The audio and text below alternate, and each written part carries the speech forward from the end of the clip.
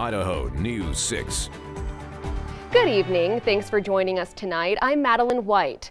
Idahoans gathering at the Idaho State Capitol again today for protests calling for action following the death of George Floyd. As Idaho News 6's Steve Dent reports, a new organization has formed with the idea of peaceful protests to promote change in our society. We're not here for a photo op. We're here for change.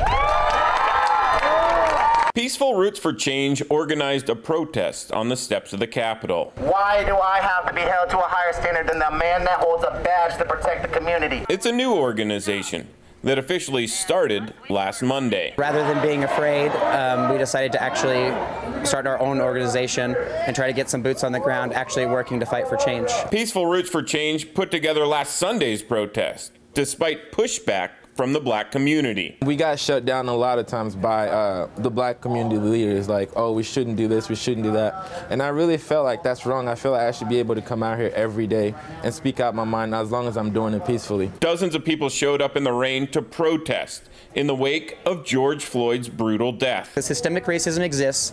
People are being locked up in cages and beaten for with no repercussions whatsoever, and that needs to stop. It's not just about George Floyd. It's much bigger than that, and unless you can recognize that, we don't need you in the movement, whether you're police, whether you're a boogaloo boy, or some sort of other cringe lord that is unaffiliated. We don't need you. It has certainly been an interesting first week for this new organization. We've been getting hecklers here every day, like people harassing us with guns. Like, there's barely of us. I'm not holding a gun. I'm not holding anything. Leaders of Peaceful Roots for Change tell us they experience racism here in Idaho. It's going to come in the form of people locking their doors when you walk by their car. It's going to come in the form of people crossing the street when you're walking down the street. It's going to come in the form of people throwing away your job application because your name sounds too ethnic. But the leaders of this movement hope to change how people of color get treated, and they have more rallies and educational events planned. Trying to bridge the gap between the academic educational side and the people who are on the ground really willing to actually fight, and trying to bring those people together